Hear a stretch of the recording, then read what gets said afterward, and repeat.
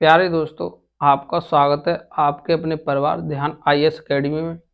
आज हम पढ़ने जा रहे हैं इंटरेस्ट और इंटरेस्ट क्वेश्चनों को समझेंगे कि किस तरीके से इस पर आधारित क्वेश्चनों को हल किया जाता है और समझेंगे कि इंटरेस्ट पर कितने प्रकार से क्वेश्चन पूछे जाते हैं। तो समझते हैं कि इंटरेस्ट होता क्या है। इंटरेस्ट देखिए क्या होता है, जैसे आपने किसी से धन कुछ दिन के लिए उधार लिया और उस धन को भी वापस किया और उस धन के अतिरिक्त आपने कुछ धन उसको वापस किया, तो उस धन के जो प्रयोग के बदले आपने कुछ अतिरिक्त धन जो उसे वापस किया वही क्या होगा, ब्याज होगा। और जो धन आपने उससे लिया वो क्या होगा, मूलधन होगा। और मूलधन जो आपने उससे उधार लिया और जो आपने उसको अतिरिक्त धन वापस किया, दोनों को मिला के क्या बनेगा, मिश्र धन, जिसको अंग्रेजी में बोलते हैं अमाउंट। तो आप निश्चित रूप से समझे होंगे कि ब्याज होता क्या है। अब देखिए ब्याज की जो गणना की जाती है वो दो आधारों पर की जाती है। एक आधार होता है साधारण ब्याज और दूसरा आधार होता है चक्रवृद्धि ब्याज।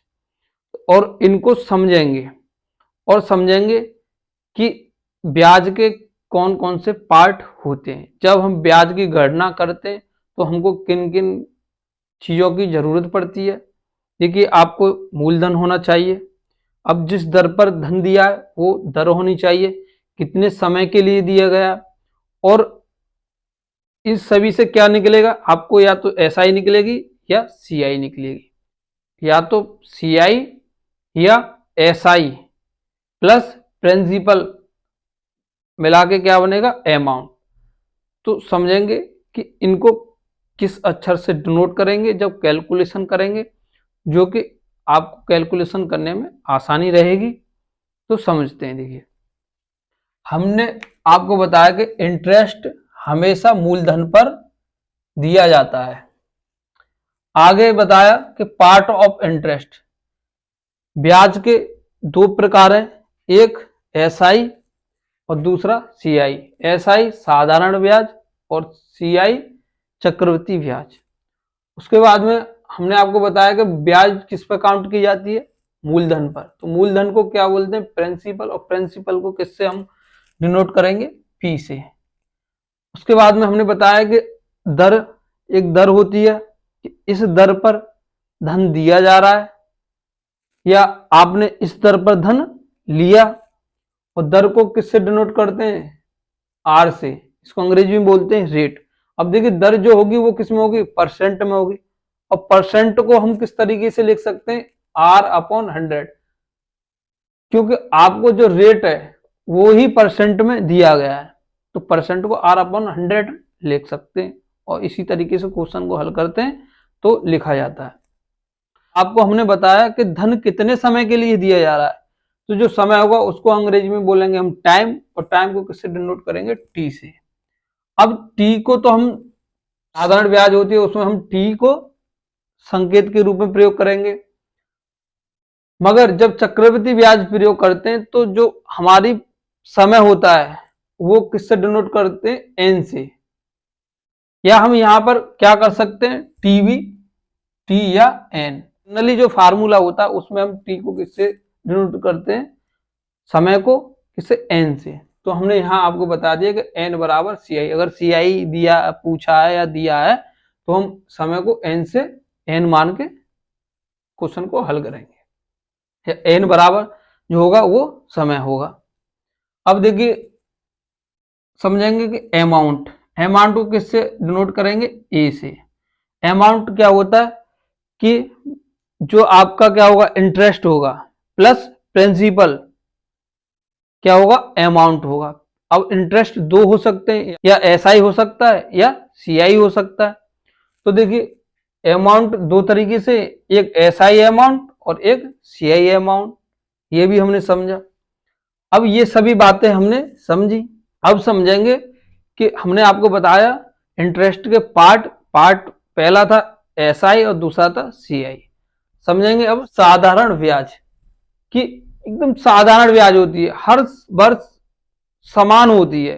जितनी पहले वर्ष होगी उतनी दूसरे वर्ष देनी पड़ेगी, उतनी तीसरे वर्ष देनी पड़ेगी, उतनी चौथे वर्ष देनी पड़ेगी। जब तक आपको एसआई देनी है हर साल आपको क्या करना है, जब तक आपको एसआई देनी है हर साल क्या है, समान ही देनी होती है।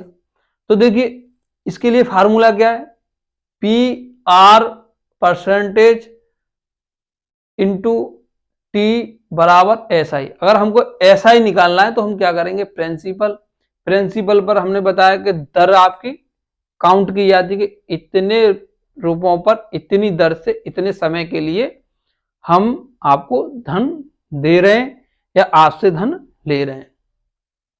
तो देखिए क्वेश्चन से समझते हैं कि जैसे मूलधन दिया कितना, 1000 रुपये, आपने 1000 रुपये किसी से लिया और उसने कहा कि मैं 10% इस पर ब्याज लूंगा, तो आपने 1000 की क्या किया, 10% निकाल दिया। अब आपने कितने वर्ष के लिए लिया इसको, 2 वर्ष के लिए।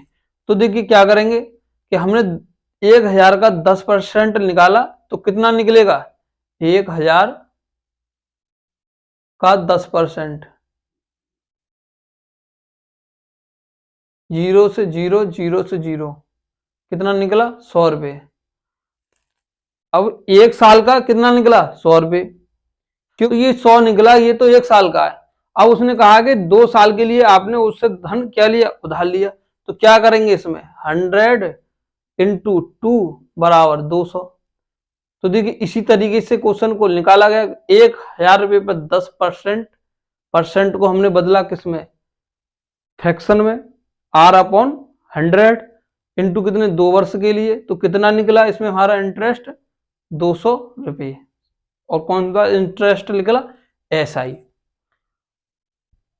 अब देखिए इसका नोट समझते हैं कि नोट क्या है।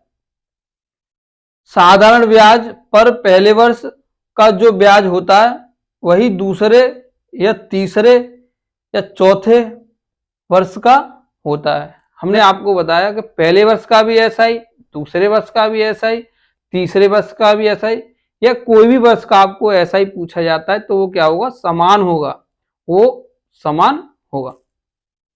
ये तो नोट समझा हमने। अब देखिए इस क्वेश्चन को एग्जाम हॉल में किस तरीके से हल करना है, जब आप एग्जाम हॉल में बैठे होंगे। तो देखिए हमसे पूछा गया एसआई, अमाउंट कितना दिया, 1000 रुपये। हमने आपको बताया कि 1000 का 10% कितना होता है, तो कितना, 100 रुपये। ये क्या निकला, पहले वर्ष का। फिर हमने दूसरे वर्ष का निकाला, 1000 का कितना निकला, 100 रुपये। अगर हमसे 3 वर्ष का पूछता तो 1000 का 10% निकालते, कितना निकलता, 100 रुपये। तो 2 वर्ष का पूछा है तो दोनों वर्षों का हम क्या करेंगे, इसको ऐड करेंगे और जितना आएगा वही हमारा क्या होगा, ऐसा ही होगा। अगर 3 वर्ष का पूछा है तो 3 वर्ष का 10% निकाल के उसको ऐड करेंगे, वो होगा हमारा क्या होगा, ऐसा ही होगा। अब देखिए एग्जाम में हम किसको, इस पैटर्न को अपनाएंगे, इसी पैटर्न से हम क्या करेंगे, क्वेश्चनों को हल करेंगे। अब देखिए समझते हैं दूसरी बिंदु, दूसरी बात क्या कही गई है। दूसरी बात है कि पी प्रिंसिपल क्या होता है, हमने आपको बताया कि अमाउंट में से अगर आप ऐसा ही घटा दोगे तो आपको क्या मिलेगा, प्रिंसिपल मिलेगा। और प्रिंसिपल आपको क्या करना है, ज्ञात करना है। तो आपको क्या दिया जाएगा, एसआई दिया जाएगा, आर दर दी जाएगी और टी समय दिया जाएगा। तो SI upon R percentage into T आपको क्या मिलेगा, प्रिंसिपल मिलेगा। तीसरा बिंदु दिया है कि आपको अगर अमाउंट निकालना है तो क्या करेंगे कि प्रिंसिपल प्लस एसआई आपको क्या मिलेगा, अमाउंट मिल जाएगा। अगर इसको फार्मूले में लिखना है तो देखिए ए बराबर SI upon R percentage into T plus SI, ये क्या है, अमाउंट का फार्मूला है। मगर हम क्या करेंगे कि सिंपल प्रिंसिपल आपको दिया गया होगा, एसआई निकाल के प्रिंसिपल प्लस एसआई जोड़ के अमाउंट निकाल देंगे। तो आप समझे होंगे कि सिंपल इंटरेस्ट पर किस तरीके से क्वेश्चन पूछे जाते हैं और किन किन बातों का हमें ध्यान रखना होता है। अब समझेंगे हम कंपाउंड इंटरेस्ट, जिसको क्या बोलते हैं, चक्रवृद्धि ब्याज। देखिए पहले समझेंगे अमाउंट। अमाउंट किस तरीके से निकाला जाता है, तो इसके लिए फार्मूला है P कोष्टक में 1 प्लस R अपॉन 100 की पावर n या t। n या t ये बराबर है, आपको समय t से भी लिख सकते हैं या n से, जो समय होगा वो t या n। उसके बाद में अगर आपको CI निकालना है तो देखिए आपके पास क्या दिया गया है, मिश्रधन दिया गया है, और क्या दिया गया है, प्रिंसिपल भी दिया गया है, मूलधन। तो हम क्या कर सकते हैं, CI निकाल सकते हैं। अगर हमको CI निकालना है तो देखिए हमारे लिए क्या क्या दिया जाएगा, मूलधन दिया जाएगा, रेट दिया जाएगा और समय दिया जाएगा। उसके बाद हम CI निकाल सकते हैं। तो उसी का फार्मूला है CI का P कोष्टक में 1 प्लस R अपन 100 की पावर n माइनस P। उसके बाद में अगर आपको P निकालना है, प्रिंसिपल निकालना है, तो देखिए क्या है, A माइनस CI। ये अमाउंट और CI आपका कंपाउंड इंटरेस्ट।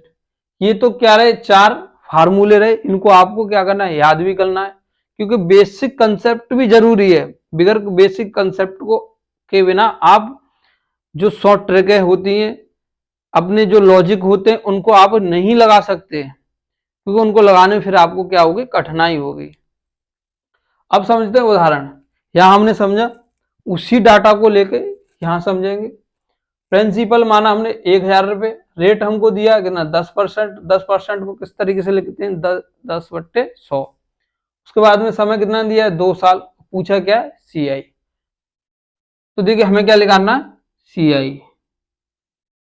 प्रिंसिपल कितना दिया, 1000 रुपए। P की जगह हमने क्या रखा, 1। कोष्टक में 1 प्लस R कितना दिया है, 10% R रखा अपॉन 100। n कितना दिया है, 2 वर्ष, तो n रखा, माइनस P, माइनस कितना P, तो P रखा। अब देखिए इसको क्या करेंगे, कैलकुलेशन को करेंगे। ये कितना, 1000 रहने दिया, इसको कैलकुलेशन किया, 0 से क्या काटा, 0 काटा, कितना हुआ, 10 एकम 10 और 1 11, 11/10 की पावर 2 माइनस 1000। अब देखिए इसकी जब पावर करेंगे तो क्या हुआ, 121/100। 11 का वर्ग होता है 121, 10 का वर्ग होता है 100। और यहाँ क्या, जो हमारा निशान है ये क्या है, इंटू का। तो देखिए 0 से क्या कहा, 0 काटा, 0 से 0 काटा, इस 0 से 0 काटा, इस 0 से इस 0 को काटा, बचा कितना, 10। 10 का मल्टीप्लाई 121 में किया तो कितना हुआ, 1210 और माइनस 1000। 1210 माइनस 1000 कितना आया, 210 रुपए हमारा क्या निकल के आया, CI।